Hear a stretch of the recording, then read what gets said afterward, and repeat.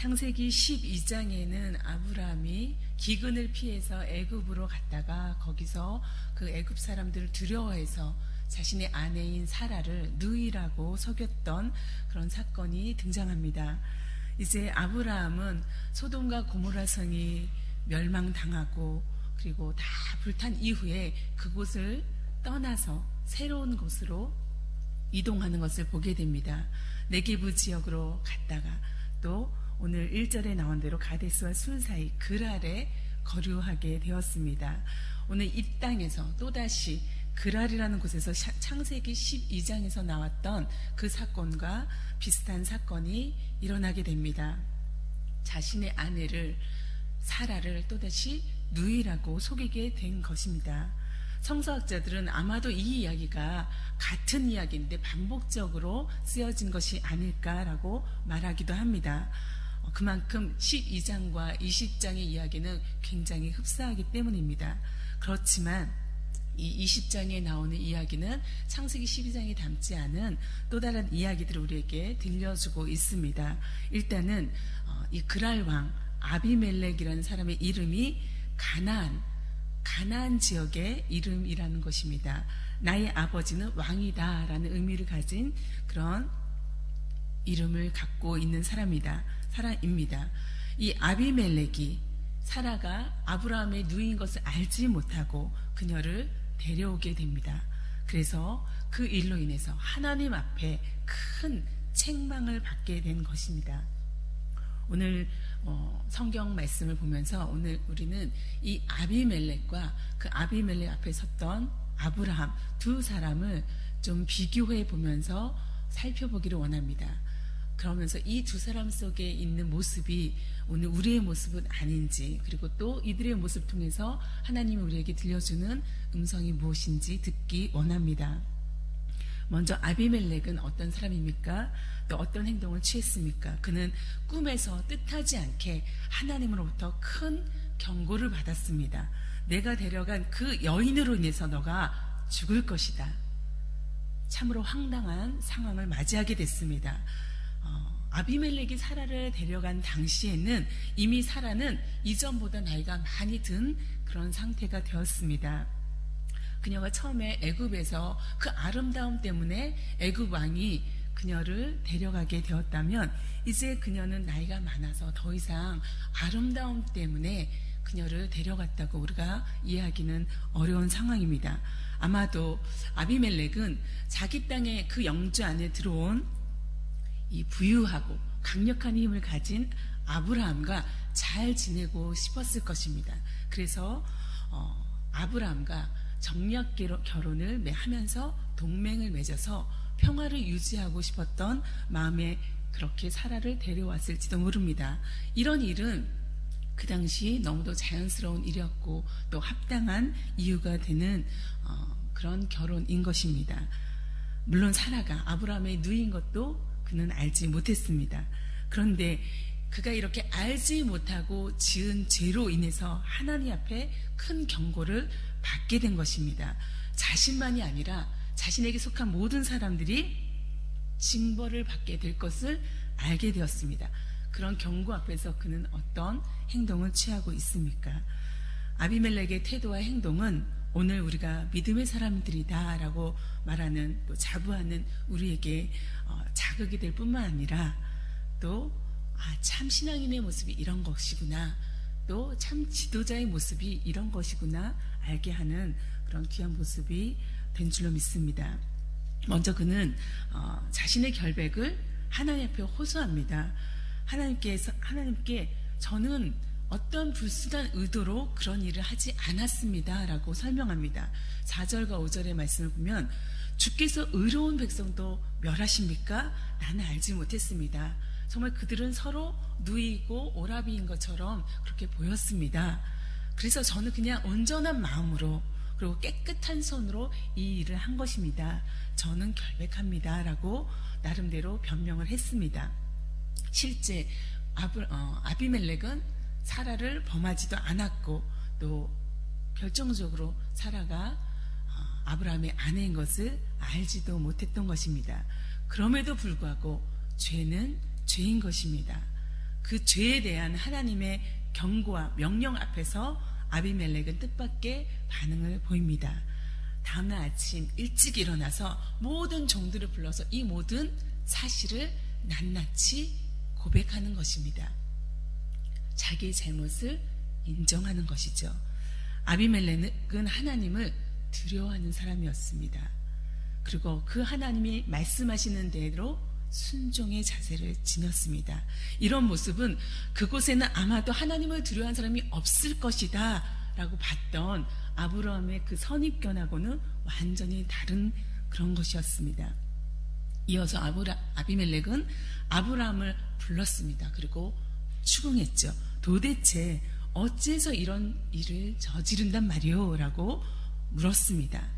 그리고 거기에 대한 아브라함의 변명을 다 듣고 난 다음에 그는 또다시 뜻밖의 행동을 하는데 그것은 양과 소와 종들을 아브라함에게 주는 것입니다. 이전에 애굽 왕 바로는 언제 그 선물을 줬습니까? 사라를 자기 궁전에 데리고 올 때 결혼 지참금처럼 데리고 오면서 양과 소와 종들을 아브라함에게 주었습니다. 그런데 오늘 아비멜렉은 그녀를 돌려보내면서 자기에게 이익이 있을 이유가 하나도 없는 그 시점에 이 선물을 주는 것입니다. 이것이 아비멜렉의 성실성인 것입니다. 그리고 아브라함에게 양과 소떼와 종들만 준 것이 아니라 그 땅에 거주할 곳까지도 주는 그런 관대함을 보였습니다.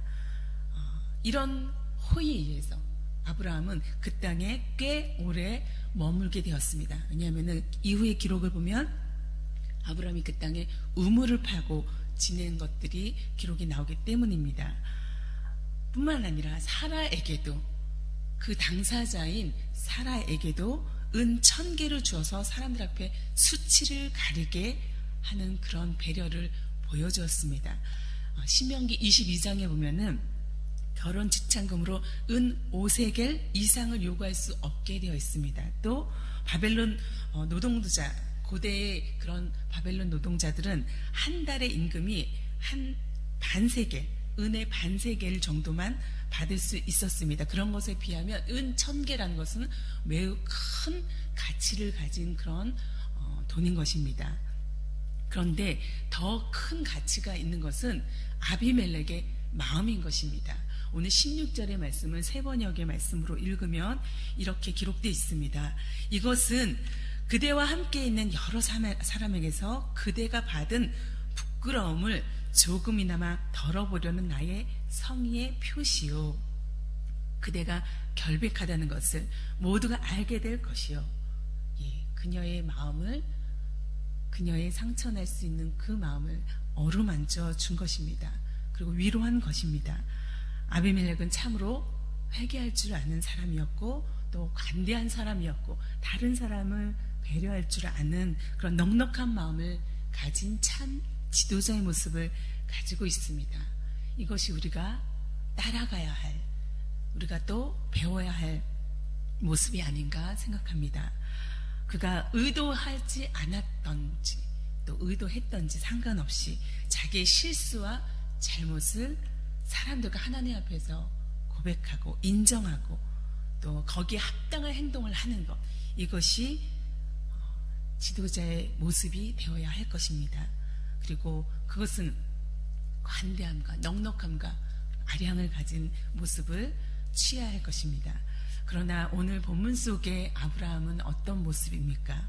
아브라함은 믿음과 순종의 사람이었습니다. 하나님의 약속을 붙들고 자기가 살던 그 하란을 떠났던 사람입니다. 그 약속만이 자기의 갈 바가 되었습니다. 그러나 그 믿음이 한결같지는 않았던 것 같습니다.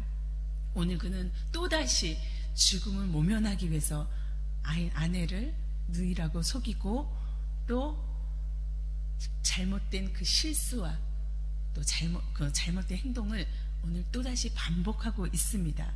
참으로 어리석은 죄를 짓고 있는 것이죠. 그리고 그 죄 앞에서 이런저런 변명을 늘어놓고 있습니다. 11절과 12절의 말씀을 또 13절까지의 말씀엔 그런 변명들이 계속됩니다. 이곳에서는 사람들이 아무도 하나님을 두려워하지 않으니까 나의 아내를 빼앗으려고 할 때는 사람들이 나를 죽일 것이라고 생각했습니다. 그러나 사실 말씀을 들으면 나의 아내가 나의 누이라는 것은 틀린 말이 아닙니다. 아내는 나와는 어머니가 다르지만 아버지는 같은 이복 누이이기 때문입니다. 이런 식으로 아비멜렉 앞에서 그의 변명을 늘어놓았습니다. 아브라함은 과거에 하나님의 은혜를 또 그 보호를 체험했던 사람입니다. 그리고 하나님으로부터 오늘 본문 속에 선지자라는 칭함도 받은 사람입니다. 또 이전에 중보기도를 통해서 자신의 조카 롯을 구원했던 그런 사람이기도 합니다. 그럼에도 불구하고 오늘 그는 불안과 두려움 앞에 떨고 있는 모습을 보게 됩니다. 이것이 바로 우리의 모습, 인간의 모습이 아닌가 생각합니다. 믿음이 있는 줄 알았는데, 내가 믿음의 사람인 줄 알았는데, 내가 뜻밖의 상황을 만나면, 위험과 또 곤란과 그리고 어려움을 만나면 한없이 흔들리는 것, 그리고 다른 방편을 찾아 나서는 것, 그 한결같은 믿음을 유지하기 어려운 것, 그것이 바로 우리 인간의 모습, 나의 모습인 것입니다. 그렇다면 오늘 여기서 아비멜렉과 아브라함을 향한 하나님은 어떤 모습을 취하고 계십니까? 하나님은 오늘 우리에게 어떤 말씀을 주고 계십니까? 하나님은 아브라함에게 사라를 돌려주셨습니다. 그리고 이삭이 태어날 것을 예비하셨습니다. 하나님은 자신이 하신 그 약속을 반드시 성취하는 분입니다. 그래서 그 약속을 잊고 아브라함이 다른 길로 갔을 때 그 길로 더 이상 가지 못하도록 막으셨습니다. 그리고 하나님이 처음 생각한 대로, 계획하신 대로 그 약속을 자신의 의지대로 이끌어 가시는 그런 분인 것입니다. 하나님은 변함없는 그런 분인 것을 오늘 본문 속에서 보게 됩니다. 그럼에도 불구하고 아브라함이 연약할 모습을 보일 때, 믿음 없는 자세를 취할 때 오히려 그를 아비멜렉에게 선지자라고 소개하고 있습니다. 선지자가 어떤 사람입니까? 신적인 영감을 받아서 하나님 말씀을 대언하는, 대신 전하는 그런 중재 역할을 하는 사람입니다. 그런데 그 선지자라는 이름을, 호칭을 아브라함에게 붙인 것은 하나님이 아브라함을 통해서 앞으로 행하실 일들, 그 일들을 하나님께서 말씀하기 위해서인 것입니다. 하나님의 특별한 부르심을 받은 하나님의 사람인 것을 아비멜렉에게 보여주는 것이죠. 그리고 하나님은 그 아브라함의 기도에 응답했습니다. 마지막에 아브라함이 정말 궁지에 몰렸을 때 하나님이 그 선지자적 권위를 회복시켜주는 것을 기도의 응답을 통해서 보여주십니다. 그가 기도했을 때 아비멜렉과 또 아내와 여종들이 다시 자녀를 낳을 수 있도록, 아이를 낳을 수 있도록 그 태를 열어주신 것입니다. 이전에 사라의 문제로 인해서 하나님께서 그들의 태를 닫은 적이 있었기 때문에 이제 그것을 회복시켜주는 일을 하나님께서 행하셨습니다. 이것은 아브라함이 위대해서가 아니라 하나님께서 아브라함을 선택하셨기 때문인 것입니다. 하나님의 계획이 아브라함을 통해서 이루어지기 때문인 것입니다. 그래서 이제 아브라함은 사람들과 하나님 앞에서 회복을 온전히 경험할 수 있게 되었습니다. 하나님은 이러한 분이십니다.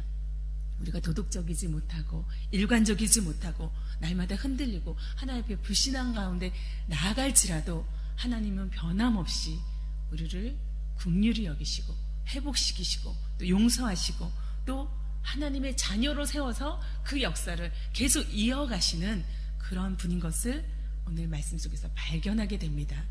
그 하나님은 오늘 우리가 다시 붙들어야 할 것입니다. 그 하나님 앞에 감사하고 우리는 다시 엎드려서 겸손히 하나님의 그 행하시는 일에 우리가 쓰임받게 인도하여 주십시오. 하나님의 그 행하시는 일에 불신앙이 아니라 신앙의 모습으로 오늘도 살 수 있도록 우리를 붙잡아 주십시오. 그렇게 기도하며 나아가야 할 것입니다. 하나님은 우리를 긍휼히 여기시고 또 그 은총을 구하는 자에게 오늘도 반드시 은총으로 만나 주실 것입니다. 하나님 옆에 이 기도의 제목들을 가지고 나아가겠습니다. 함께 기도하겠습니다. 하나님 아버지, 감사합니다. 우리가 하나님 앞에 여전히 부족하고 연약하고 하나님을 실망시키는 그런 모습들이 계속될지라도 하나님 우리를 긍휼히 여기시고 용서하시고 회복시키시고 또 우리를 들어서 하나님의 그 사역에 동참시키시고 그 일을 행할 수 있는 지혜와 힘을 주시는 분, 그런 분인 것을 믿습니다. 오늘도 우리가 그 하나님을 바라보고 우리에게 주신 이 삶을 믿음으로 살아갈 수 있도록 인도하여 주시옵소서. 하나님, 그런 칠레 영락교회 공동체 될 수 있도록 우리 안에 있는 연약한 사람들 한 사람 한 사람 일으켜 세우시고 또 불신앙 가운데 있는 사람들 있다면 회복시켜 주시고 또 새로운 소망을 허락하여 주시옵소서. 주님께서 주신 이 말씀에 오늘도 믿음으로 응답하며 나아가는 우리 삶이 될 수 있도록 인도하시기를 간절히 바라옵고 예수 그리스도의 이름으로 기도드립니다. 아멘.